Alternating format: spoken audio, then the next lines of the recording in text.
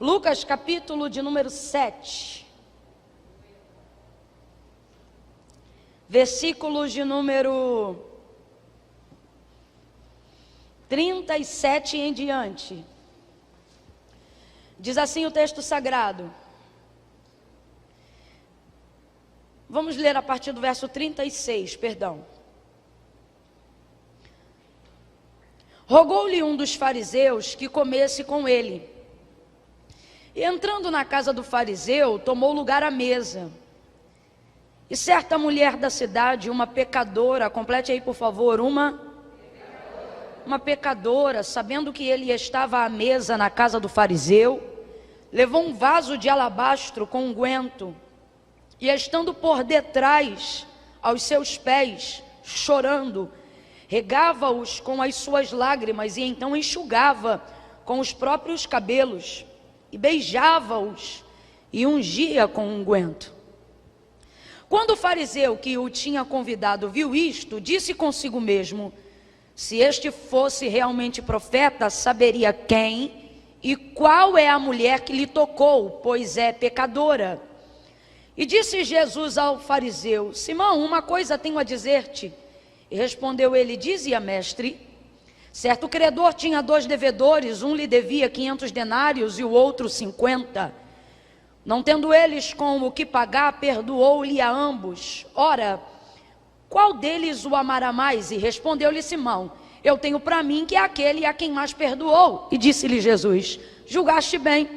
Então, voltando-se para a mulher, disse a Simão: vês tu esta mulher? Eu entrei em tua casa e não me deste água para os pés. Esta, porém, regou-me com lágrimas os meus pés e enxugou com os seus cabelos. Tu não me deste ósculo, mas ela, desde que entrou, não cessa de me beijar os pés. Tu não me ungiste a cabeça com óleo, mas esta ungiu-me os pés com unguento. Por isso te digo que os seus muitos pecados lhe são perdoados. Pois muito amou, mas aquele a quem pouco é perdoado, pouco ama. Então Jesus disse à mulher: os teus pecados te são perdoados. E os que estavam à mesa começaram a dizer entre si: quem é este que até perdoa pecados? E Jesus disse à mulher: a tua fé te salvou, vai-te em paz. Diga glória a Deus por essa palavra. Oh, aleluia! Glória a Jesus. Glória a Jesus. Oh, aleluia! Glória a Deus. Glória a Deus. Olhe para quem está ao seu lado e diga para ela assim: você está hoje aqui exatamente aonde deveria estar. Anime ela e diga: você está no lugar certo, fazendo a coisa certa. Profetize para ela e diga: até o que era para dar errado vai dar certo, porque você está no lugar certo, fazendo a coisa certa. Oh, aleluia! Glória a Deus. Foi de Deus você ter vindo, sim. Glória a Deus. Glória a Deus. Era da vontade de Deus que aqui você estivesse, sim. Glória a Deus. É complicado quando nós não nos achamos dignos de estarmos em determinadas posições ou lugares. É complicado, sobretudo, quando nós estamos cercados de algumas opiniões ou pessoas que não falam com a boca, mas nos julgam com os olhos, como se nós não devêssemos ocupar o lugar que ocupamos, como se nós não devêssemos andar com algumas pessoas, como se não fôssemos dignas o suficiente de sermos chamadas de filhas de Deus. É complicado quando alguém que conhece algum pecado que a gente cometeu, acha que conhecendo o pecado também sabe quem a gente é. Mas eu não tenho condições de saber na totalidade quem você é, só porque sei o que você faz. Aquilo que você faz pode dizer muito sobre você, mas não diz tudo sobre você. E com isso, através daquilo que a gente faz, as pessoas acabam falando muito. Porque vendo o que a gente faz, acham que sabem muito sobre nós. E mesmo que talvez elas comentem e saibam muito, hoje Deus te trouxe aqui para tranquilizar o seu coração e para te dizer: ei, elas até sabem muito, mas eu vou contar tudo. E se você fizer uma comparação entre muito e tudo, você perceberá que tudo é mais forte do que muito. Vamos lá, suponhamos que alguém conte uma história que você deseja saber. Um emaranhado, um rolo, algum problema, ou uma situação que você precise averiguar as testemunhas para resolver um caso, alguma coisa. E aí você encontre com alguém que diga assim: você precisa falar comigo porque eu sei muita coisa para te contar. Você vai até despertar determinado interesse em saber qual é o muito que essa pessoa tem a dizer. Agora, se nesse inteirinho, enquanto você ouve alguém dizer que sabe muito, de repente você esbarra com outra pessoa e diz assim: você precisa ir lá em casa. Não, mas eu marquei um horário com a fulana porque ela me disse que sabe muito. Pois é, a fulana sabe muito, mas eu sei tudo. Ela vai te contar muito, mas eu vou te contar tudo. Você vai na casa de quem sabe muito ou vai na casa de quem sabe tudo? Eu não estou te chamando de fofoqueiro, eu estou falando de informações. Você vai na casa de quem sabe muito ou vai na casa de quem sabe tudo? Porque você acredita que quem sabe tudo está de posse de tudo que aconteceu. E com isso de posse de toda a verdade. O ser humano, ele é assim. Ele julga as pessoas por aquilo que ele faz, por aquilo que as pessoas fazem. O problema é que muitas pessoas, às vezes, fazem coisas que não querem fazer, mas quando vêm, já fizeram. Paulo vai falar abertamente sobre isso quando escreve a carta aos Romanos, no capítulo de número 7. Ele diz assim: olha, o querer bem está em mim, eu planejo executá-lo. Olha o que ele está dizendo: eu sei qual é o bem que eu devo fazer e eu quero fazer esse bem. E eu projeto e planejo, eu me preparo para fazer esse bem. Mas ocorre que todas as vezes que eu vou executar esse bem, o querer bem que está em mim, eu encontro outra lei, isto é, que opera nos meus membros, na minha carne, a lei do pecado, e ela milita contra o saber da minha consciência, do querer bem que está em mim. E para resumir a história, ele termina da seguinte maneira, dizendo: de modo que o bem que quero fazer não faço, mas o mal que não quero, esse faço. E ele se autodenomina um homem miserável. Ele diz: miserável homem que sou, quem me livrará do corpo desta morte? Ele está falando da sua carnalidade, da sua natureza adâmica caída. Gente, é por isso que às vezes quando a gente vai orar ao Senhor, mesmo sendo crente até o tutano, a gente pede perdão de vez em quando até pelos pensamentos, porque eles são mais rápidos do que a capacidade de retê-los. Quando você vê, já pensou, e se pensou, já pecou, porque a Bíblia diz que antes do pecado ser concebido, primeiro ele é gerado, e é gerado no pensamento. Por isso a Bíblia diz que todo homem peca, e o homem que diz que não peca é mentiroso. Porque a predisposição de pecar está no homem. Por isso Paulo se denomina um miserável nessa condição, por estar revestido de corruptibilidade humana. Quando a gente vê, a gente já falou. Quando a gente vê, a gente já fez. Quando a gente vê, a gente já está envolvido. E é bem verdade que muito daquilo que a gente faz diz um pouco sobre quem a gente é, mas não diz tudo. Olhe para alguém, porque isso vai determinar um norte, um rumo da direção que Deus está tomando da vida de alguém hoje. Tranquilize o coração de alguém e diga para essa pessoa: alguém fala muito, alguém comenta muito. Olhe para ela e diga: mas Deus sabe tudo. E Deus sabe que não dá para resumir quem você é baseado só nas informações do que você já fez, dos erros que você já cometeu. Isso representa apenas uma partícula. Na verdade, isso é apenas a sombra da realidade de quem de fato e de verdade você é. Quando Jesus entra na casa deste Simão, fariseu, o texto diz que o próprio Simão, quando percebe que esta mulher está aos pés de Jesus, não verbaliza do lado de fora, mas opina do lado de dentro. E em pensamento ele pensa: se ele fosse profeta de verdade, ele saberia que esta é uma mulher pecadora. Na verdade, o que o texto está dizendo é: ele saberia quem ela é e o que ela faz. O que Simão está querendo dizer? Ele está querendo dizer: eu sei quem ela é, porque eu sei o que ela faz. Eu sei quem ela é, porque eu sei o que ela faz. E esse é o pensamento opressor que a mulher pecadora tem sobre si. Porque de tanto ouvir o que as pessoas dizem que ela é, baseado naquilo que ela faz, é inevitável que de alguma forma ela também não comece a acreditar nisso. Porque tem uma coisa que não é verdade, chama-se sofisma. E o que é o sofisma? O sofisma é uma mentira que contém um pouco de verdade, para poder enganar as pessoas que só querem acreditar na verdade. Satanás trabalha muito com sofisma. Então o que é o sofisma? O sofisma é uma mentira que tem uma série de verdades.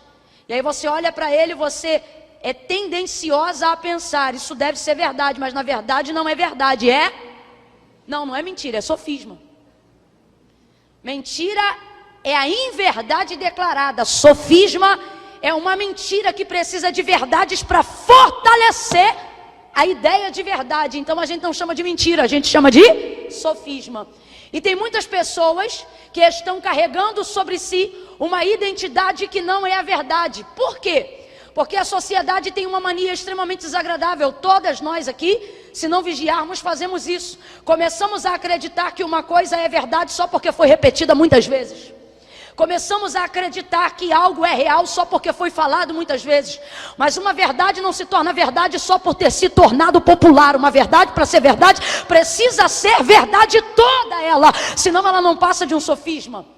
E aonde está o juízo, o julgamento e a perturbação mental que a opinião pública e o pensamento das pessoas ao nosso respeito ganham poder destrutivo contra a nossa vida? Quando nós damos a elas tantos ouvidos que começamos a acreditar que o sofisma que elas estão produzindo, baseado naquilo que sabem, baseado naquilo que já ouviram ao nosso respeito, começam a reproduzir aquilo e começam a acreditar que aquilo é verdade. E elas fazem isso com tanto ânimo, fazem isso com tanto entusiasmo. Eu já vi tanta gente falar tanta besteira com tanta certeza que no final você diz: meu Deus, isso só pode ser verdade. Mas não é verdade. E aí a gente vai ouvindo aquilo e vai se tornando refém da opinião pública. E vai vivendo em cadeias. E vai deixando de ocupar o lugar que Deus quer que nós ocupemos. Por quê? Por causa do que nós somos. Por quê? Porque para Deus não há prioridade em resolver aquilo que fazemos primeiro. A prioridade de Deus é visitarmos quem nós somos. Lembra quando Samuel foi ungir a Davi, rei de Israel? Ele estava sobre a referência de Saul, porque o único rei que ele havia ungido e conhecido era Saul. E como é que a Bíblia descreve Saul? Alto, forte, largo de ombros.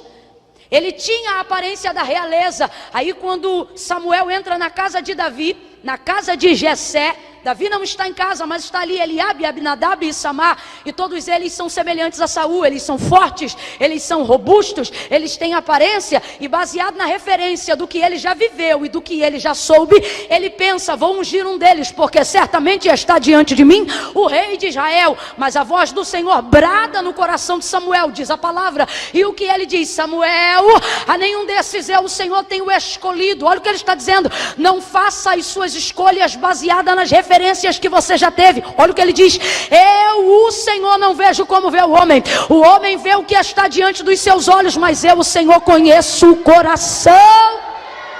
Vou traduzir de novo a grosso modo. Deus está dizendo: Samuel, não é que você não sabe nada, você tem um histórico, você tem um currículo sacerdotal, você tem maturidade, você tem experiência, você já ungiu reis. Ele está dizendo: você sabe muito, complete aí por favor, você sabe? Mas não derrame a unção, porque só eu sei tudo. E eu sei tudo por quê? Porque eu não determino aquilo que as pessoas são baseado no que elas fazem. Eu vejo quem elas são a despeito do que elas fazem. Se você for ver todas as pessoas que o Senhor libertou de alguma condição de miséria que foi desenvolvida pelo pecado, você vai ver que Deus não visitava primeiro a prática, Deus visitava a pessoa. E aí quando ele visitava a pessoa, ele nem precisava visitar a prática do pecado. Por quê? Porque se você visita a prática do pecado, a pessoa volta a pecar. Mas se você visita a pessoa, é a pessoa que larga o pecado. João capítulo de número 9, Jesus vai passar e vai ver um cego. Aí todos os homens olham, mas só veem aquilo que ele tem e aquilo que ele faz, né? João 9 fala do cego de nascença. Quem está comigo, diga amém. Aí ele diz assim: e passando Jesus, viu um homem. Aí os discípulos, aí Jesus para olhar para ele. Aí os discípulos dizem que vendo Jesus, observando o homem, param ali com ele e dizem: Rabi, quem pecou? Este ou os seus pais, para que ele nascesse cego? Aí Jesus diz: nem ele nem os pais, mas isto aconteceu para que se manifeste nele a glória de Deus. Eles vêm sobre referência de karma, de cultura judaizante, porque eles acham que sabem o porquê o cego está daquela maneira. Agora, o que eu quero ressaltar é que eles só julgam aquele homem por causa da deficiência que ele tem. O texto é claro, o texto diz assim: e passando Jesus viu um homem, os discípulos olham e dizem: cego. Rabi, quem pecou, ele ou os pais, para que ele nascesse? Para que ele nascesse? Os discípulos só olham para aquilo que ele tem. Complete aí, por favor. Os discípulos só olham para aquilo que ele... Porque a sociedade é assim. Ela só olha para o que você tem. Aí você vai ver os vizinhos, pior ainda, porque são aqueles que te julgam superficialmente.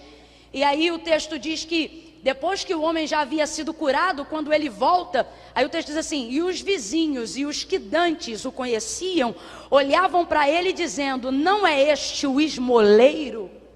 Porque em razão da deficiência, de acordo com a lei mosaica, ele não podia trabalhar. Então ele vivia de esmola, não porque era vagabundo, mas de acordo com a lei, o deficiente precisava ser sustentado. E isso era lei, e era uma lei amparadora. O problema é que o homem tem dificuldade com a lei amparadora.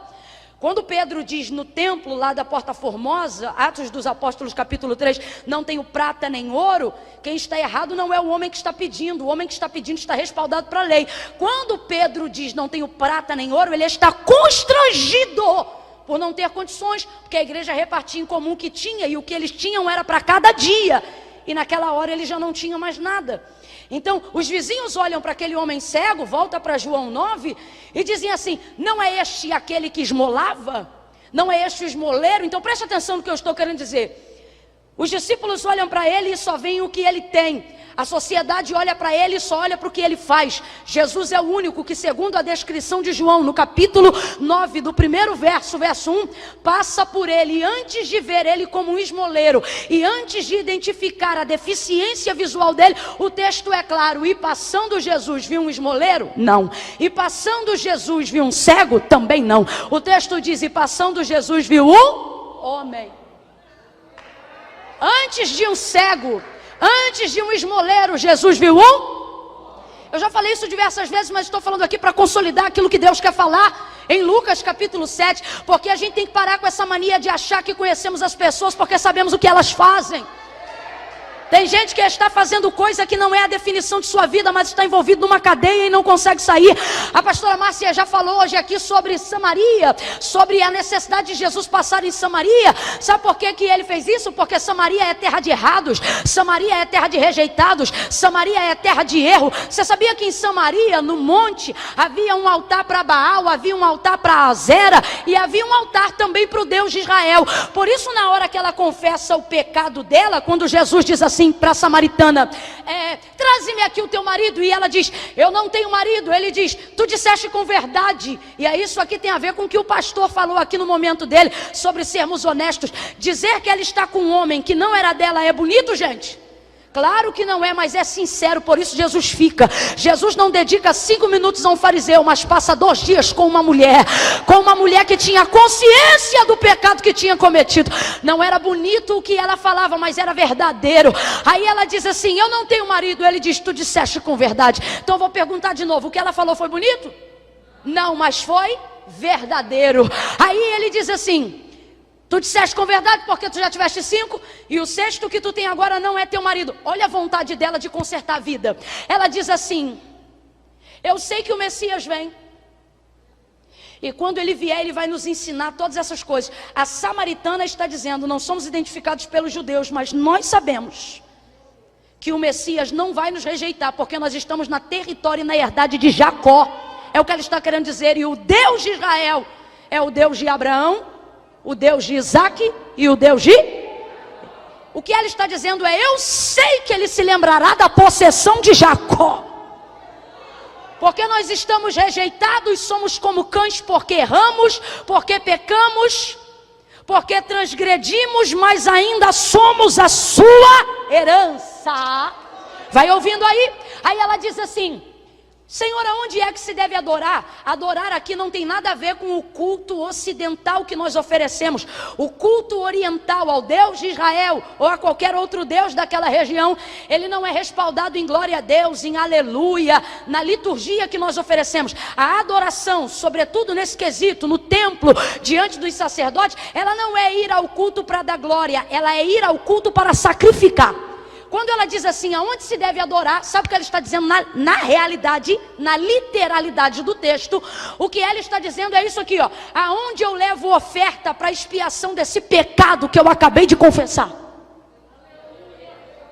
Aí olha como Jesus vai responder para ela. Olha o que Jesus vai responder para ela. Ela está toda errada. Ela está com um homem que não é dela, está toda errada. Olha para alguém e diga, ela está toda errada. Toda errada, é coisa séria. Se fosse teu marido, tu estava dando na cara dela. É coisa séria, ela está toda errada. E ela sabe que está errada. Quem está entendendo, diga amém.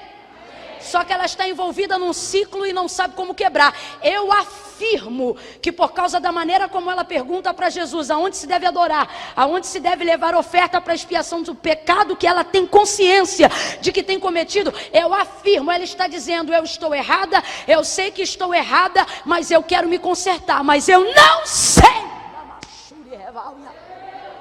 como é que eu começo a consertar a minha vida, porque o pecado ele tem isso. Ele te dá a porta de entrada e depois que você está dentro, você procura e não acha mais a saída. Te prende no emaranhado da coisa. E é assim que a mulher samaritana está. Olha o que ela diz. Aonde se deve adorar? Traduzindo, aonde eu levo oferta para expiação desse pecado que eu acabei de confessar? No templo ou no monte? Olha Jesus provando que ela está errada. Tu sabes que a salvação vem dos judeus. Sabe o que ele está dizendo? Se você quer expiação legítima, precisa procurar um sacerdote legítimo. Quando ele diz, tu sabes que a salvação vem dos judeus, ele está dizendo, você sabe que o templo aonde Deus recebe está em Jerusalém. Você sabe que os sacerdotes que Deus levantou estão em Jerusalém. Então o que ele está dizendo? Se você quer redenção, você deveria ter ido ao templo em Jerusalém. Só que Jesus sabe que samaritano não vai a Jerusalém. Não pode, já pensou? O escândalo, o barraco que não ia ser. Eles eram tidos como cães dentro daquela sociedade. Olha isso. Aí ele deixa claro e ele diz assim, mas olha, a hora chegou, já vem. E fala contigo agora. Sabe o que ele está dizendo? A hora é agora. Por quê? Porque a hora sou eu. Em que os verdadeiros adoradores, traduzem, em que os verdadeiros pecadores arrependidos não adorarão mais neste templo e nem no monte. Porque o que Jesus estava dizendo é, ficou ruim para você, né, minha filha? Porque no templo você não entra e no monte Deus não recebe. Porque o altar do monte não é legítimo. Então o que ele está dizendo é, a sua vontade de se consertar é sincera, mas você não tem caminho para fazer o conserto. Porque no templo você não entra e no monte Deus não recebe. O que Jesus está dizendo para ela é, você precisa de um altar e nós estamos no poço de Jacó. O que Jesus está dizendo para ela nas entrelinhas é isso aqui. Você precisa de um você precisa de um sacerdote e eu sou o sumo. Você precisa de um sacrifício e está falando com o Cordeiro que tira o pecado do mundo. Você precisa de sangue inocente e está falando com ele. Sabe o que Jesus está dizendo? Você precisa de um altar, eu sou o altar. Você precisa de um sacerdote, eu sou o sumo. Você precisa de sangue, eu sou o Cordeiro. Ele diz o que? O seu pecado está perdoado. A hora vem e já chegou, em que os verdadeiros pecadores arrependidos não ficarão na dependência de um ritual, mas através do quebrantamento de seu coração, por intermédio da sua confissão, alcançarão misericórdia. Camila, por que você está dizendo isto? Porque está claro em João 4, que esta mulher estava cometendo um pecado que não queria mais cometer. Está claro que ela vivia uma vida de erro que queria consertar, mas não sabia como. Por isso que o texto afirma, e era-lhe necessário passar em Samaria, porque Jesus na verdade não queria passar lá para fazer uma festa. Jesus não queria passar lá para celebrar. Ninguém celebra quando tem que passar na terra dos errados. Mas por que que ele passa lá? Porque quem está errado não sabe como se consertar. Mas dos que estão certos e com a vida no altar, o Senhor espera alguma coisa. Oh, aleluia! Então, ao invés de utilizar a nossa vida com Deus para determinar juízo de valor sobre as pessoas, nós deveríamos apontar o caminho que tira elas do limbo, apontar o caminho que tira elas do erro. O Senhor está dizendo: se você tem uma saída, não seja o acusador, seja a luz que ilumina e que aponta o caminho para o pecador arrependido. Tem gente deixando de dormir, tem gente deixando de viver a vida, porque está condicionado a uma posição de cadeias, cadeias que não estão nas mãos, cadeias que não estão nos pés, cadeias que estão na mente. E as cadeias da mente é a pior cadeia. Por quê? Porque sua mão está livre, mas não mexe. Seu pé está sem cordas, mas você não anda. Por quê? Porque está preso nos braços? Não. Porque está preso nas pernas? Não. Porque está preso na mente. Essa mulher entra na casa de Simão fariseu por um único motivo. Ela não foi convidada. Complete aí para mim, por favor. Ela não foi. Ela não entra lá porque foi convidada. Ela entra lá porque ficou sabendo que Jesus estava lá dentro. Então ela foi lá por causa de quem? Ela entrou por causa de quem? Ela suportou o constrangimento por causa de quem? Ela ficou numa posição desconfortável por causa de quem? Desagradável por causa de quem? Diga mais forte, por causa de quem?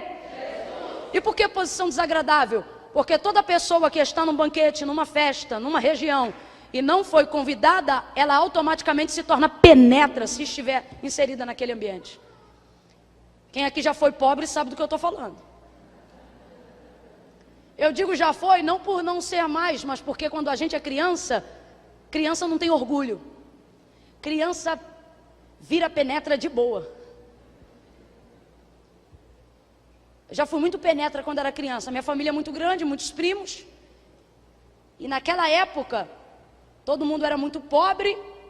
Estou falando da época do cruzeiro. Era difícil para todo mundo. Também não tinha esse tanto de depressão, porque não tinha comparação. Porque a depressão não vem pela falta, vem pela comparação. E naquela época todo mundo era muito pobre, mas não tinha tanta depressão. Por quê? Porque o da frente era pobre, o de trás era pobre, do lado era pobre, de cima era pobre, do outro era pobre. Você não comparava, então ser pobre era ser totalmente normal. Tanto que a gente vivia dificuldade, mas não sofria tanto. Porque era uma coisa tranquila. Pra gente, era como se fosse o normal da época. Enfim. E aí a gente não recebia normalmente os convites das festas da rua, porque éramos muitos primos. E a pessoa sabia que se convidasse um, ia aí todo mundo, então não convidava ninguém. Só que aí a gente brincava na rua todo dia, porque eu tô falando daquela época, né? E aí criança não tem essa, irmão. A gente começava brincando na rua e emendava até a hora que sabia que ia começar a festa. Aí já ficava brincando na rua, arrumadinho, brincando. Daqui a pouco quando vê, tá brincando na calçada onde tem a festa. Aí vai brincando, daqui a pouco a porta tá aberta. Aí vai e entra na casa, é assim ou não é? Aí entra. Daqui a pouco passa o guaraná,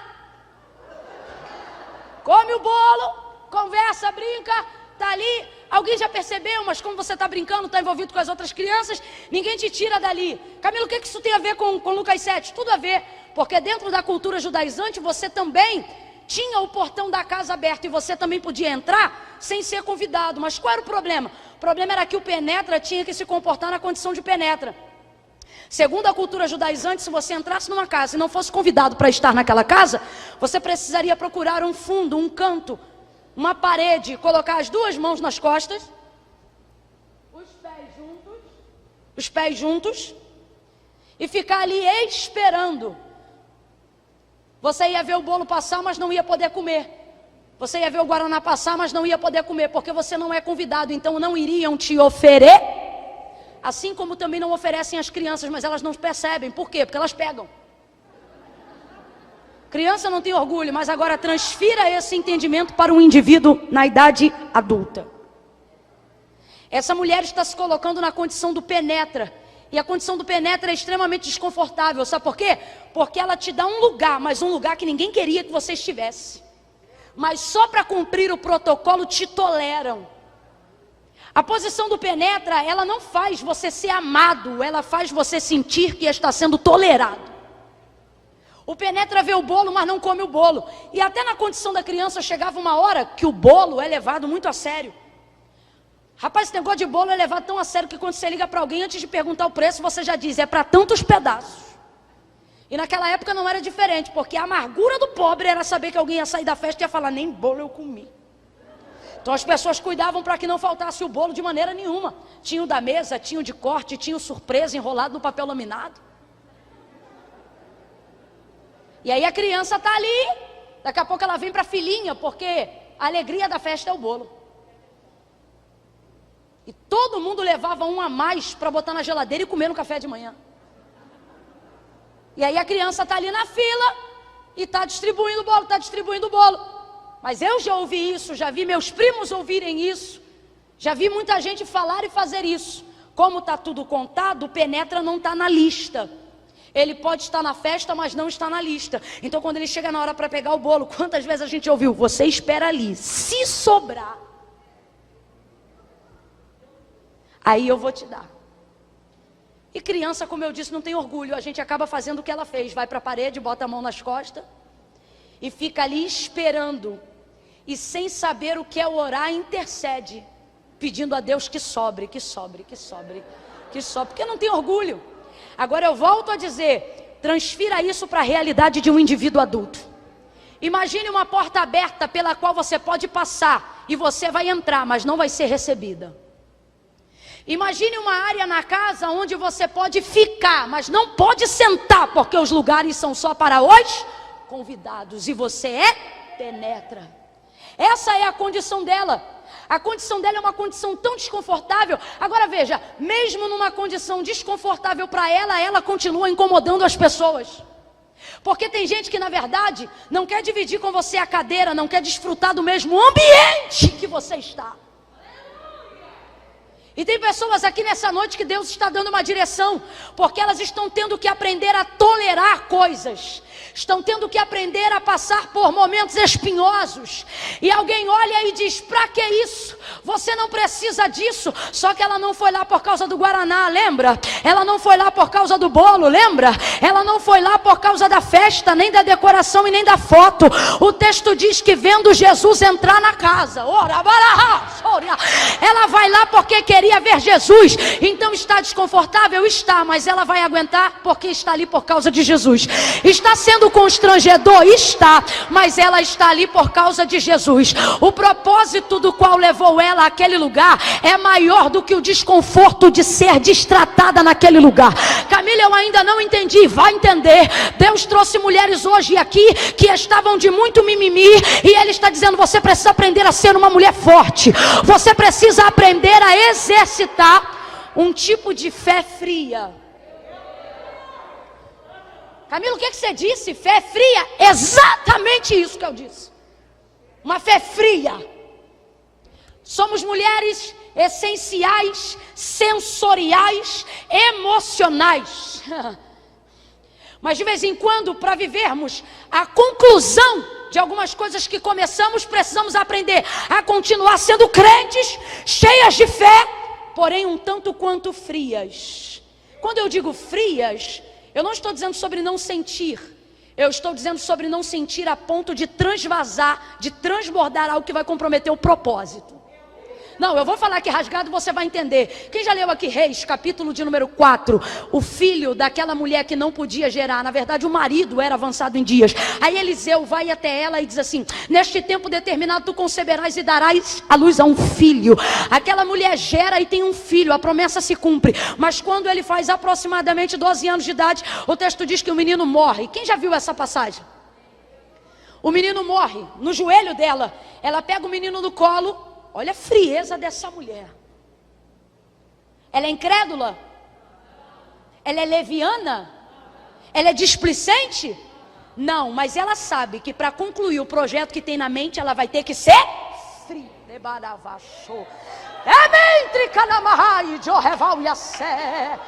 Olha a frieza dessa mulher, irmão. Se é uma mulher que não entende a finalidade, não é o início, a finalidade do propósito, o que ela ia fazer? socorro, morreu, ai meu Deus, chama a ambulância, o médico, marido, ai meu filho, mão na cabeça, mão no peito, rasgando roupa, escândalo na rua. Mano, o filho morreu. E ninguém culparia ela por isso. Ninguém. Mas olha o que ela faz.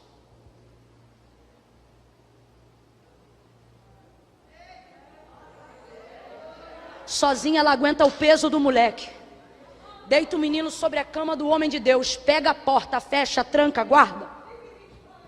Chega para o marido e diz: chama fulano. Não tem o nome, mas só para a gente entender, é o servo. Para quê? Porque eu preciso que albarde a jumenta e o carro. Você vai sair? Eu vou. Ah, gente, olha a frieza dessa mulher. Eu vou. E você vai aonde? Eu vou ao homem de Deus, vou de encontro ao homem de Deus. A voz embargada está ali, a angústia está ali. Você acha que o desespero não está ali, não? O desespero está ali se revirando dentro, querendo gritar e sair. Oh, a incredulidade está tentando ela do lado de dentro, mas olha ela. Eu vou a ele, mas hoje não é sábado, nem lua nova. Pois é, mas eu vou a ele, tá tudo bem? Tá tudo bem? Aí ela diz: Camila, ela mentiu? Não, não é que ela mentiu. Ela só omitiu uma informação. Por quê?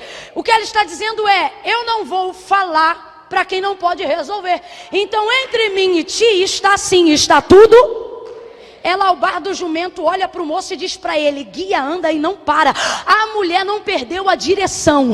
Ela sabe aonde Eliseu está e sabe como chegar lá. Ai, tchorrebaraçúria.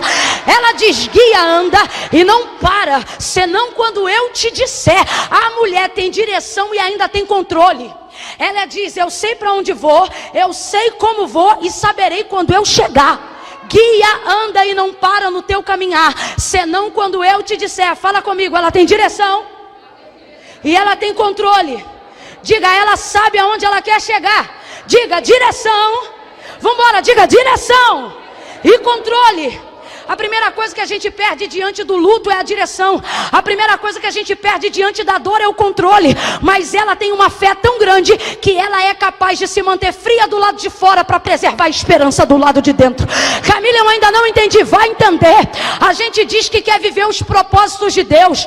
Você diz que quer viver a realização do sonho. Você diz que não quer morrer enquanto não vê a salvação do teu marido, mas não aguenta a oposição desconfortável. Não aguenta a opinião pública. Não aguenta o que o outro está dizendo e o que o outro está falando. Ah, porque na igreja me tratam assim. Ah, porque no trabalho me tratam assado. O Senhor está dizendo para quem está hoje aqui: assim como a pecadora, assim como aquela mulher sunamita, o Senhor está dizendo: tenha direção e controle, tenha uma fé fria.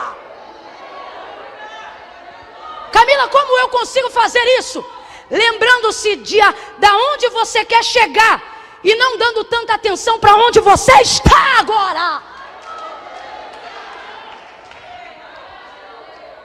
Eu não sei como é que é o tráfego de ônibus aqui em Foz do Iguaçu, mas lá no Rio de Janeiro é muito intenso. Nós estamos falando de uma cidade metropolitana. Mas mesmo assim eu vou perguntar: quem aqui já pegou ônibus cheio?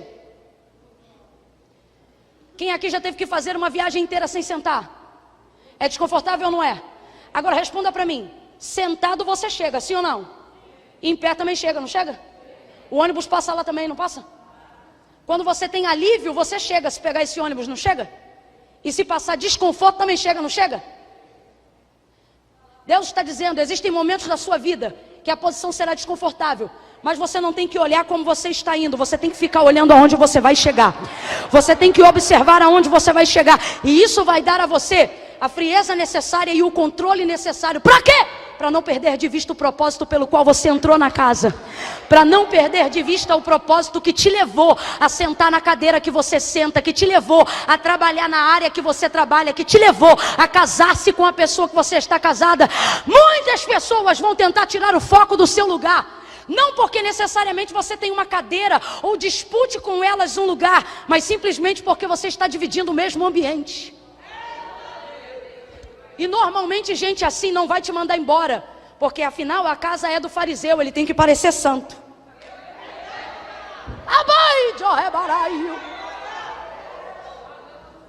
Deus está dizendo a alguém hoje aqui: levantando-se contra ti o espírito do governador, não ceda. Seja humilde, se mantenha no teu lugar. Será que tu não podes ser nem por um poucochinho de tempo humilhada? Que pavio tão curto é esse que estoura a qualquer hora? Será que tu não aguenta uma afronta nem por um dedinho? Tudo eu vou rodar a baiana. Crente não roda a baiana. Crente sabe com quantas campanhas de jejum e oração se ganha um coração para Jesus. Mantenha o controle. Olha para ela, eu vou contar de 1 a 3 e você vai gritar. Camila, gritar eu não gosto de gritar. Então da próxima vez visite uma outra igreja que não seja pentecostal.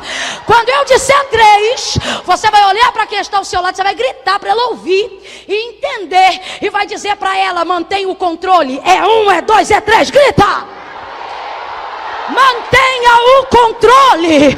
Segura um pouco dessa humilhação. Refreia o teu gemido.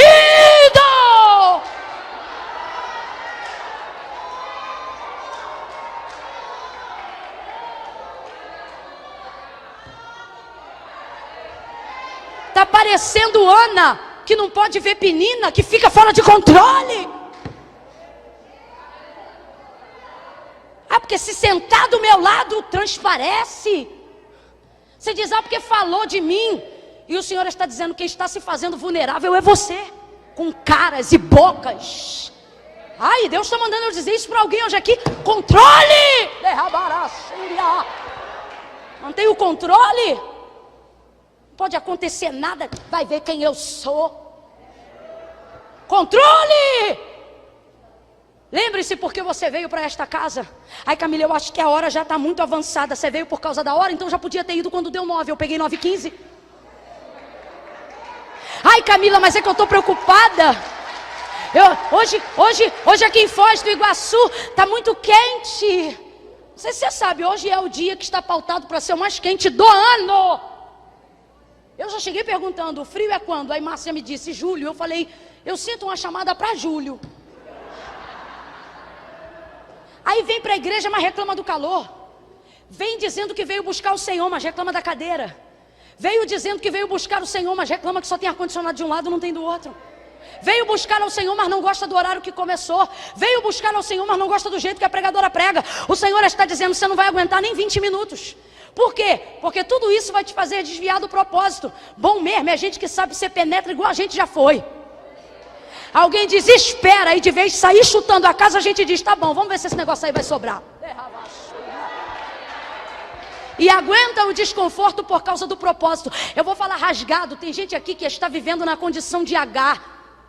Tem alguém que hierarquicamente está acima de você, e tal pessoa te mata na unha.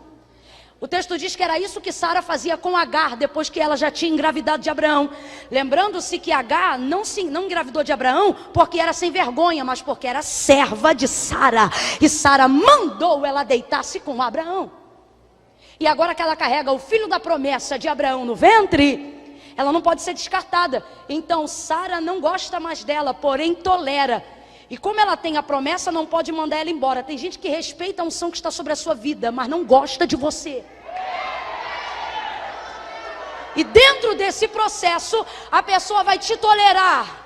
E por não poder te mandar embora, vai tentar te matar. E você tem que parar de ficar espivitada. Tem que parar de fazer caras e bocas. Por quê? Porque você não veio por causa do cargo, não veio por causa da cadeira, não veio por causa do nome, você veio por causa de Jesus. E se você veio por causa de Jesus, aguente essa posição desconfortável. Porque a posição desconfortável é momentânea, mas o perdão dos teus pecados é eterno. A posição desconfortável é momentânea, mas o teu ministério é eterno. A posição desconfortável durará só um momento, mas aquilo que Deus ministrará sobre a tua vida vai encher a tua alma. Aguente!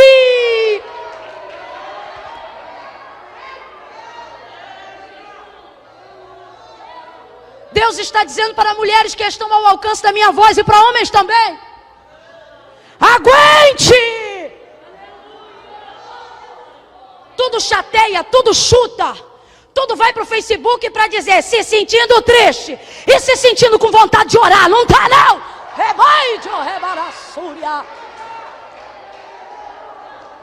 Aguenta! Você acha que é fácil entrar na casa de um fariseu sendo uma prostituta?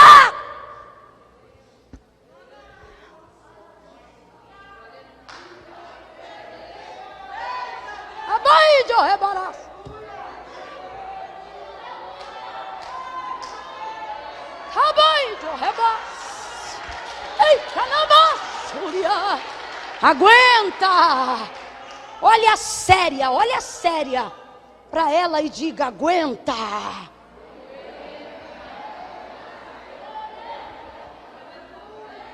Deus te trouxe aqui nessa noite para lhe dizer que essa posição desconfortável, ela é momentânea. E a maneira como você se comporta dentro dela vai abreviar o processo. Já viu criança quando quer sair do castigo? Quanto mais pirraça faz, mais tempo a mãe dobra. Você diz: Camila, eu já estou nessa posição desconfortável há muito tempo. É porque de vez vivê-la, você só reclama. O texto diz que ela vinha por detrás. Detrás é posição desvantajosa. Ou seja, além de ser desconfortável, é desvantajoso. Ninguém gosta de ficar atrás, detrás ou por detrás. A posição dela é desvantajosa. Mas e se eu te disser que a vantagem dela está na desvantagem dela?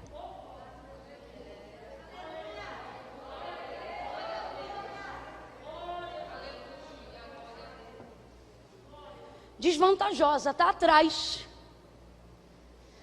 Desconfortável e na desvantagem, atrás. Mas o texto diz que mesmo vindo atrás, ela tem acesso rápido aos pés de Jesus.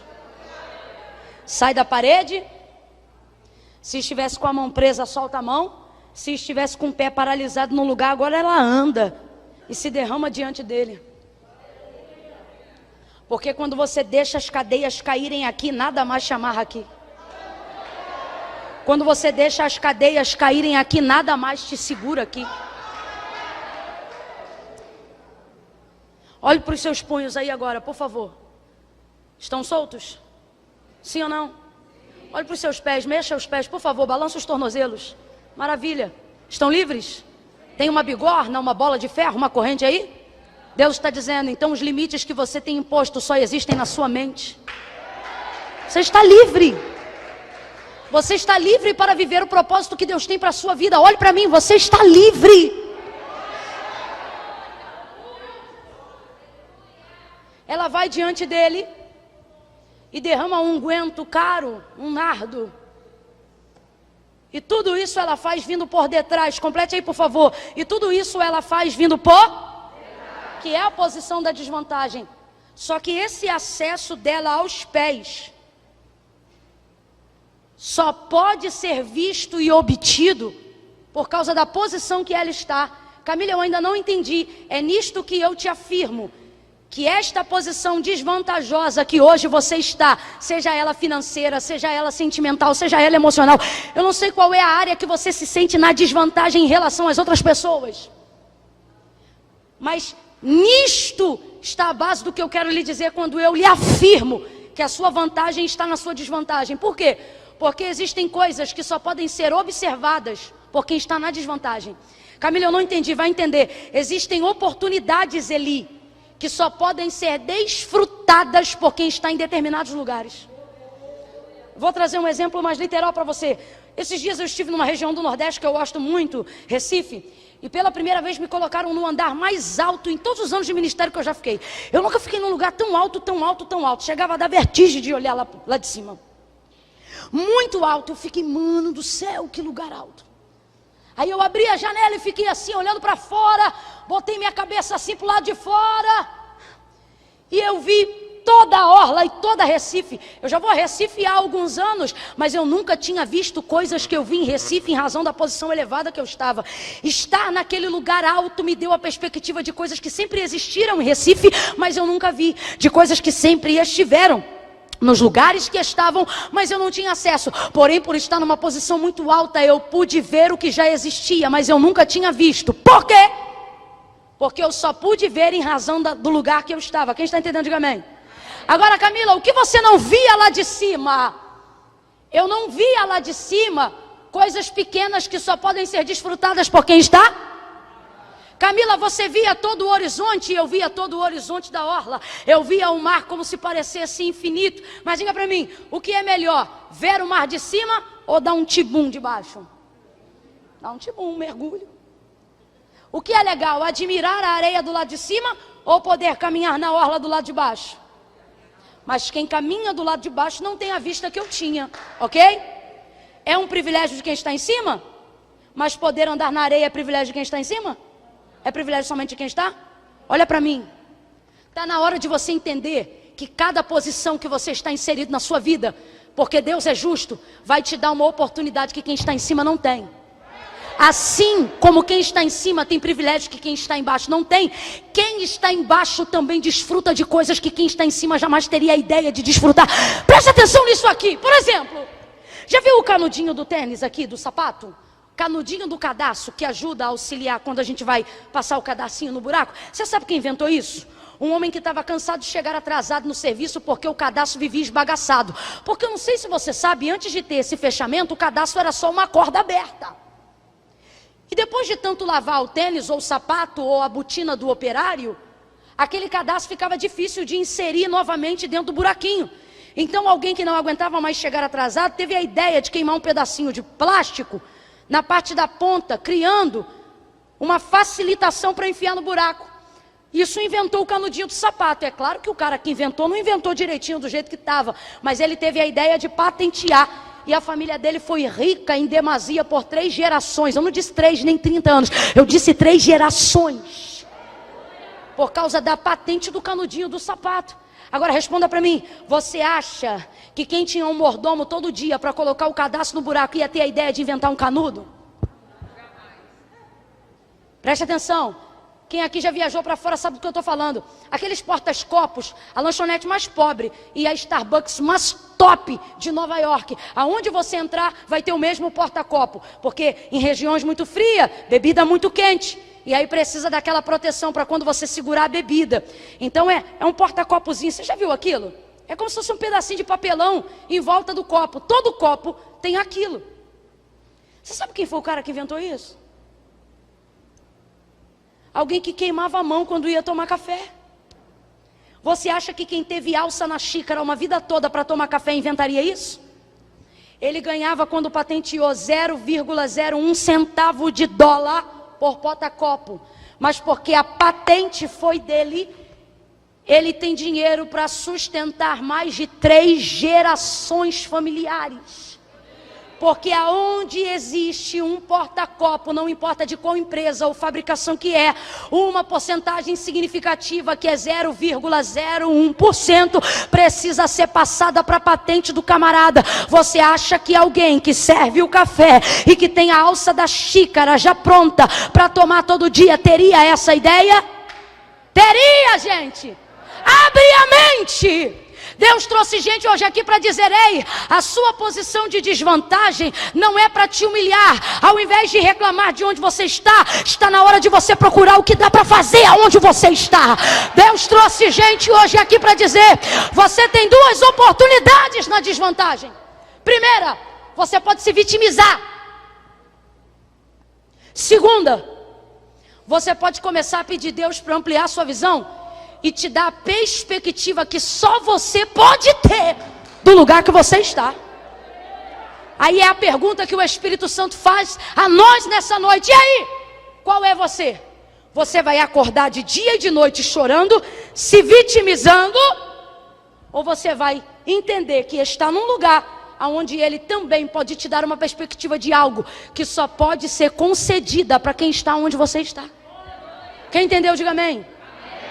Deus está dizendo para mulheres hoje aqui: na sua desvantagem há um empreendimento novo. Na sua desvantagem eu vou inaugurar algo inédito. Na sua desvantagem eu vou fazer o que nunca foi feito. Na sua desvantagem você verá saídas, respostas, propósitos que só podem ser vistos por quem está aonde você está. Essa mulher vai adorar ele de um jeito que ele nunca foi adorado, e eu fecho aqui. Ela sai do lugar dela, vai aos pés, derrama um unguento. E isso foi planejado. Está escrito aqui, ela foi ali para derramar um unguento. Isso foi planejado. Complete aí para a gente terminar junto. Isso foi? Sabe o que não foi planejado? Chorar o tanto que ela chorou. Se aquela quantidade de lágrimas a ponto de lhe regar os pés tivessem sido planejadas, junto com o unguento ela teria levado uma toalha. Sim ou não? Porque você pode controlar como começa. Você pode planejar como começa. Quando você está no lugar que Deus quer que você esteja. Sabe o que você não pode? Controlar o que você vai sentir quando chega. Não, eu vou falar de novo, entenda isso. Oh, aleluia. Infinitamente mais do que você imagina, do que você planejou. É o que Deus vai te fazer sentir, produzir, crescer em cima do plano que você começou diante dele. O plano dela, vou ali, vou derramar esse nardo. Levou para isso. Chegou ali e derramou. Só que quando chegou perto de Mar, não chegou perto de Camila. Chegou perto de Jesus. Não tem como você chegar tão perto. Oh. Não tem como você chegar tão perto e ser capaz de controlar tudo que vai seguir dali para frente.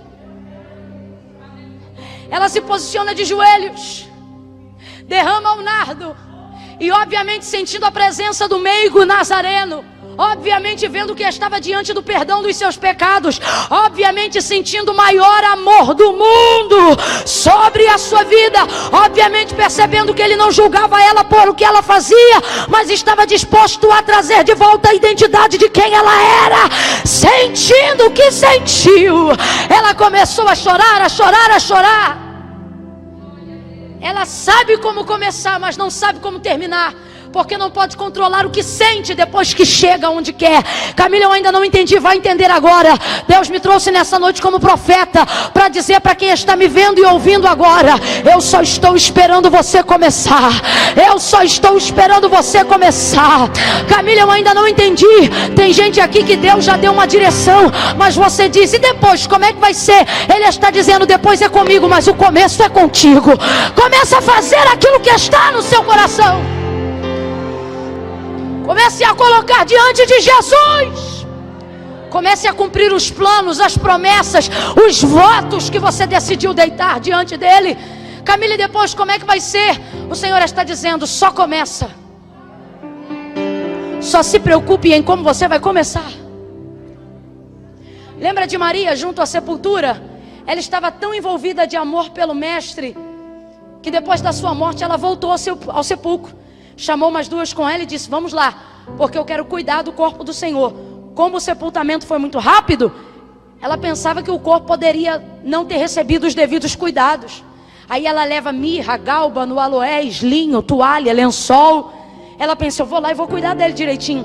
Ela lembrou de levar o lençol, lembrou de levar o linho, lembrou de levar a toalha. Ela lembrou de levar o incenso, ela lembrou de levar o óleo, ela lembrou de levar as especiarias, ela lembrou de convidar as mulheres. Ela começou. Complete, por favor, ela. Mas sabe o que ela não pensou em momento nenhum? Que tinha 2 guardas na porta e que a sepultura estava selada com cordas de selo romano. Ela sabia disso, mas na hora ela não lembrou. Porque quando você é movido pelo propósito, tu não te preocupa com a logística. Tu não fica extremamente perturbado em como é que você vai terminar. Você só começa motivado, entendendo que você precisa começar. Aí o que foi que aconteceu? Movida pela gratidão e pelo amor, enquanto ela caminha, ela não pensa nisso, mas quando chega lá a pedra já estava removida, o sepulcro estava. Na hora ela se desespera porque não lembra da promessa. Mas o que eu quero aplicar para você entender: se Maria ficasse em casa pensando assim: o que adianta eu ter lençol, eu ter linho, eu ter tudo e chegar lá não vou poder remover a pedra? Ela teria começado? Ela teria saído de casa? Porque ao invés de olhar para o que tinha, ela só ia olhar para o que ela não. Mas quando você se interessa em começar com aquilo que você tem, enquanto você caminha, enquanto você começa, complete aí por favor, gente. Enquanto você, Deus vai removendo as pedras, Deus vai enviando os anjos. Por isso Ele está dizendo a alguém hoje aqui: ei, você precisa começar a sua empreitada ministerial, começar a sua empreitada espiritual, começar a colocar-se diante de Jesus e a fazer diante dele tudo que está no seu coração para fazer. Ela faz o plano de como ela vai chegar, mas ela não consegue controlar o que ela sente, por isso começa a chorar.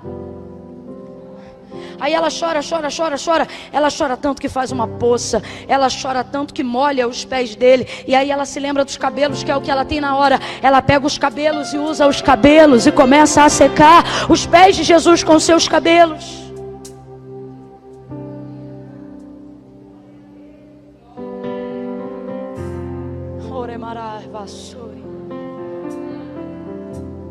Ela não comeu bolo, não bebeu guaraná. Estou falando a grosso modo para a gente entender. Mas sabe o que ela sente agora? Ela está realizada. Ela seca os pés dele com o cabelo. E por ter que chegar muito perto para secar os cabelos, vê-se com a boca tão próxima dos pés que pode beijá-lo. E ela começa a beijá-lo.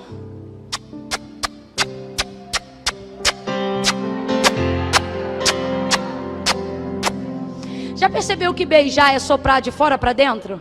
Já percebeu que beijar é sugar de fora para dentro? É pegar um pouco do que está fora e trazer para... Por isso o beijo é ato máximo de intimidade. O ato máximo de intimidade não é o sexo, é o beijo. Tanto é que algumas pessoas na área da prostituição praticam o sexo, mas não praticam o beijo. Porque beijo fala de intimidade velada. É trazer um pouco do que está fora para dentro. Por isso a gente não beija todo mundo toda hora. Às vezes a gente conhece alguém e aperta as mãos, mas quando você encontra uma amiga que tem intimidade, você rapidamente... Porque tu não temes trazer para dentro de você o que você vê que está de fora nela. Isso denota a intimidade. Preste atenção. Quando ela começa a beijar Jesus, quando ela começa a beijá-lo, ela vai trazer o ápice da adoração. E essa hora o escândalo entra na casa. Por quê? Porque Jesus estava largado. O texto diz que ele estava sozinho. Completa aí, minha gente. Jesus estava? Ninguém se preocupou com ele. Mas foi ela chegar e fazer o que ninguém fazia, que todo mundo chegou. Porque existem coisas e áreas na nossa vida que são assim. Ninguém está fazendo, mas se a gente começar a fazer, incomoda. Ela chega, todo mundo vem, começa a olhar e ele já vem julgando. Se ele fosse profeta de verdade, saberia quem ela é e o que ela faz. Se Simão sabe quem ela é e o que ela faz, você acha que Jesus não sabe? Sabe ou não sabe? Agora responda, se Simão sabe quem ela é e o que ela faz, sabe o nome dela ou não sabe? Mas não chama ela pelo nome porque não quer demonstrar relação. Então ele diz, pensa, se ele soubesse quem ela é e o que ela faz, duvido que ia deixar chegar perto dele desse jeito aí. Aí ele diz, Simão, uma coisa tenho a dizer-te. O hipócrita diz, fala, mestre. Aí ele diz, vamos já para o final do texto. Ele diz, eu entrei em tua casa. Ele diz, eu fui recebido? Não, eu entrei. Camila, não é a mesma coisa? Não, não é. Receber é uma coisa, deixar entrar é outra. Prestador de serviço, você não recebe, você deixa entrar. Você chama ele para o almoço? Você toma café da manhã com ele? Não, ele entra, vai lá, liga o cabo da TV e vai-se embora. Ele não foi recebido, ele só entrou. Camila, tem diferença? Tem diferença. Tem gente que deixa Jesus entrar, mas não o recebe. Camila, como assim? Ué, pergunte para quem depois da campanha tem vitória e vai embora. Pergunte para quem depois que ganha o carro vai embora. Pergunte para quem depois que ganha vitória na área da saúde vai-se embora. Deixa Jesus entrar, mas na hora de receber, não, compromisso não dá. Ele diz, eu fui recebido? Não, ele diz, eu entrei. Por quê? Porque você não me recebeu. Mas esta, que nem mora aqui, esta sim, aí ele começa a listar. Você não me ungiu, mas ela me ungiu. Você não me lavou, mas ela me lavou. E por último, ele diz, você não me beijou, mas essa, Desde que eu entrei, não cessa, não cessa. Ela não cessa de me beijar os pés. Camila, eu não me entendi. Ungiu, por quê? Porque o óleo já secou. Ungiu, passado. Regou, as lágrimas secaram, porque com o cabelo ela já enxugou. Então diga comigo, ungiu, regou. Mas na hora do beijo, a conjugação, por mais que esteja no passado, está no gerúndio. Quando ele diz esta, ungiu, regou. Mas desde que eu entrei, não cessa. Está dizendo que o óleo já foi, que a lágrima também, mas o beijo... Vai ouvindo aí. Ela continua... Então presta atenção. Está todo mundo na casa olhando para ela, mas ela continua. Está todo mundo pensando mal dela, mas ela continua. O pau está comendo lá dentro, irmão, mas ela continua. Está todo mundo julgando ela, mas ela continua. É Jesus que está dizendo que ela não cessa. Sabe o que ele está dizendo? Que ela continua adorando e que ela atingiu uma área de intimidade que ela não consegue mais interromper, porque depois que você se conecta diretamente com Jesus sem intermediário, ninguém mais te separa, você só sai se quiser. Aí ela continua beijando. Camila, eu ainda não entendi. Vai entender. Deus trouxe mulheres hoje aqui para dizer: mas desde que começaram a falar, você cessou. Desde que começaram a te discriminar, você parou. Desde que começaram a te olhar, você cessou a sua adoração sincera. Sabe qual é o problema de quem quer fazer parar a nossa adoração? O problema é que a gente fica preocupado com a opinião do outro. Mas a gente tem que parar com isso, sabe por quê? Quem se incomoda com a nossa maneira de adorar, normalmente não pode fazer nada pela gente. Então a gente tem que continuar adorando. Veja, Jesus não manda ela parar. Se ele não manda ela parar, é porque ele está gostando. Jesus está dizendo: a partir de hoje, depois que você aprender a se relacionar comigo, menos opinião das pessoas e mais sobre o que eu quero de você. Ele está dizendo: se eu não te mandei parar de adorar, continue adorando.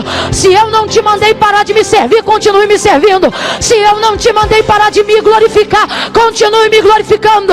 Se o teu grito não me incomoda, continue gritando. Se o teu jeito de pregar não me incomoda, continue pregando. A sua voz pode não ser bonita para A, B e C, mas se Jesus continua te mandando cantar, continue cantando.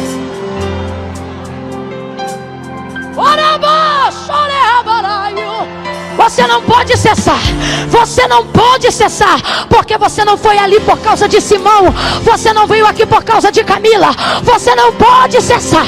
Você não pode cessar, porque você não está aí por causa do status do ministério de louvor, e também não está aí para agradar os homens. Nós somos como Pedro, depois de convertidos e arrependidos, importa-me obedecer a Deus e depois aos homens. O texto diz que ela não cessa. Olha para alguém e diga: você não vai parar. Você não vai parar. Você não vai parar. A sua adoração não vai parar. O seu ministério não vai parar. A sua intimidade com Deus não vai acabar.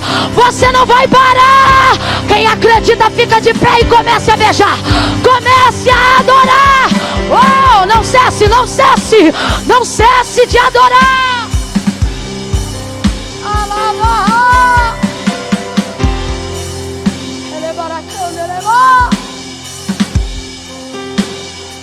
Aleluia, aleluia. Quem pode adorar o nome do Senhor? Quem pode adorá-lo? Tire alguns segundos para beijá-lo.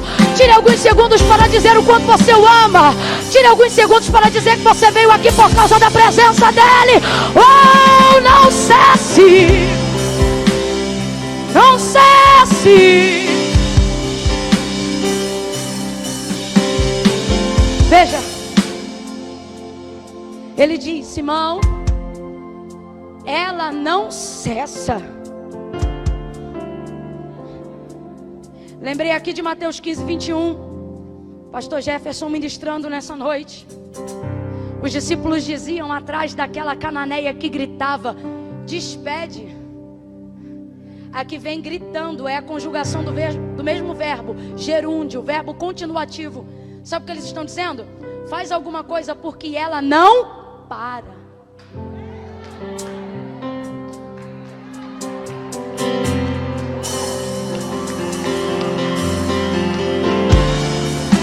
Misture essas palmas com glória a Deus e aleluia. Vão te julgar, minha filha.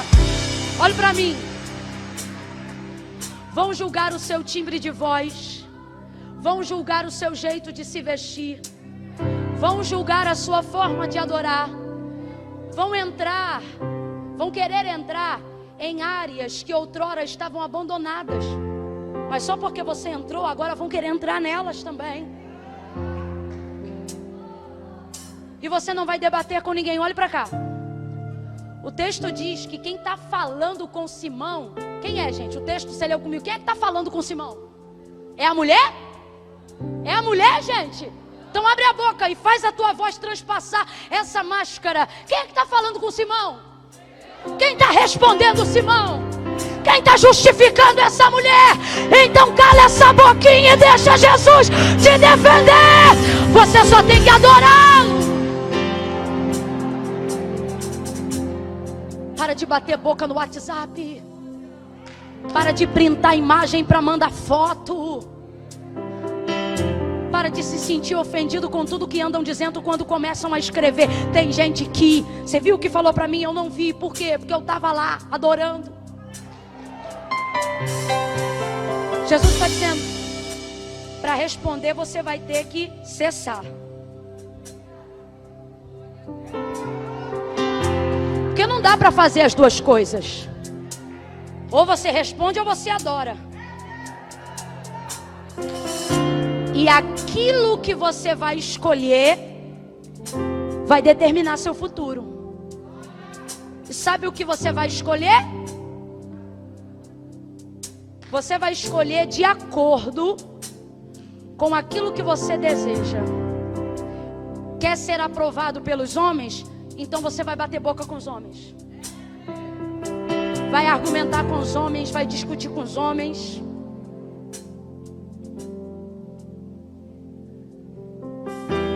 Quer ser aprazível a Deus? Então você vai deixar os homens falarem. E você vai continuar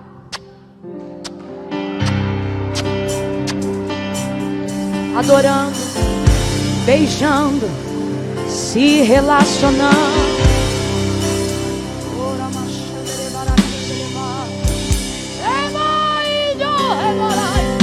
Ele está dizendo, se você se concentrar em me adorar, se você não se guiar pelo que dizem de você, se você descobrir a sua identidade em mim, eu não vou ficar deixando falar de você não. O Senhor está dizendo, enquanto você me adora, eu te justifico. Enquanto você me adora, eu te protejo. Enquanto você me adora, eu te defendo. Enquanto você me adora, eu guerreio as tuas guerras. Enquanto você me adora, eu coloco um amigo no terreno do teu inimigo. Enquanto você adora, eu limpo o teu nome. Enquanto você adora, eu esclareço toda a verdade. Enquanto você adora, eu tiro a fofoca. Enquanto você adora, eu repreendo as obras de feitiçaria. Enquanto você adora, eu trabalho na tua mente. Enquanto você adora, eu aperfeiçoo o seu entendimento. Continue adorando. Não pare de adorar. Não pare de adorar. Adorando. Resumindo, Jesus fala diretamente com Simão. Sabe por quê? Porque quando você fala diretamente com Deus, Deus fala diretamente com os homens sobre você. Vou falar de novo. Quando você aprende a falar diretamente com Deus, você não precisa se indispor com um monte de gente. Deus fala diretamente com essas pessoas. Eu estou sentindo o temor de Deus enquanto eu falo isso aqui. Deus está falando comigo, pastora Daniele, que a gente não vai precisar se indispor com quem anda propagando o que a gente fez ou deixou de fazer. Deus está dizendo, fala comigo que eu falo com eles. Fala comigo que eu falo com eles. Jesus fala com Simão justifica ela, responde toda a casa, respalda ela. E ela, olha para mim, e ela tá nem aí. Por quê? Porque quando você se concentra em adorar, essa obra não é mais sua, é de Deus. Ela não está mais nem preocupada com o que estão pensando dela, porque ela agora está se dedicando em saber o que Jesus quer dela. Aí ele olha para ela e diz: filha. Engraçado, né? Simão disse: se ele soubesse quem ela é e o que ela faz. Jesus está dizendo: ela é minha filha.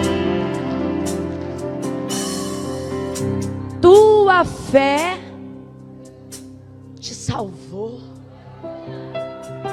Ela tinha muitos pecados? Tinha ou não tinha? Gente, tinha que... Para Jesus dizer os teus muitos pecados é porque era muito pecado mesmo. E ele diz: os teus muitos pecados te foram perdoados. Quem é esse que perdoa pecados? Aí ele olha para ela e diz: filha, tua fé te salvou. E ele abençoa ela. Vai, hein? Por que ela pode ir agora? Porque ele também vai sair em seguida. Camila, ainda não entendi, vai entender. Camila, até quando eu fico nessa posição desconfortável? Até a hora que Jesus ficar. Camila, eu não entendi, vai entender. Aonde é que Jesus está quando eu estou sendo afrontado? Afrontado junto com você. Camila, onde é que Jesus está quando eu estou comendo fubá do lado da mesa junto com você? Camila, aonde Jesus está quando eu estou sendo humilhado? Passando a humilhação com você. Guarda isso aqui, gente. Quando você viu no ministério de Jesus Cristo, ele dá cartaz, dá bandeira, dá bola para fariseu? Quando? Nunca. Mas nesse dia, ele me aceita o convite de um fariseu, pecador, sem vergonha, vacilão, que os fariseus eram isso tudo. Vai para uma casa onde ele sabia que ia entrar, mas não ia ser bem recebido. Sabia que ia ficar sozinho, sabia ou não sabia? Sabia ou não sabia? Aí eu te pergunto, será que ele entrou mesmo lá por causa do Simão? Parece que eu vejo a cena. Ele sentado ao redor da mesa sozinho, porque o texto afirma que ele estava. E ela num canto da casa também estava. Ele foi convidado, ela não foi, mas ambos estão. Ambos estão. Entenda isso. Entenda isso. Alguém usou a palavra-chave que eu quero dizer. Eles parecem estar em circunstâncias diferentes, mas se você olhar, na verdade eles estão no mesmo lugar. Camila, ainda não entendi. Jesus está dizendo: você acha que eu estou distante de você? Eu estou sendo tão negligenciado quanto você, tão rejeitado quanto você. Eu estou sentindo tudo que você sente, sabe por quê? Porque você está onde eu estou e eu estou aonde você. Sabe o que ele está dizendo? Sabe o que nós temos de comum, em comum nesse ambiente? Um ao outro. Camila, ainda não entendi, então você vai entender. Jesus está dizendo: enquanto você ficar, eu fico. E enquanto eu ficar, você fica. Mas quando eu me levantar e sair, vai em paz. Vai em paz. Você não vai ficar desconfortável o tempo todo. Jesus tem dia e hora para a sua retirada dessa posição. E Ele vai te despedir e te abençoar em paz. Quem recebe essa palavra, diga amém. Quem recebe essa palavra, diga graças a Deus.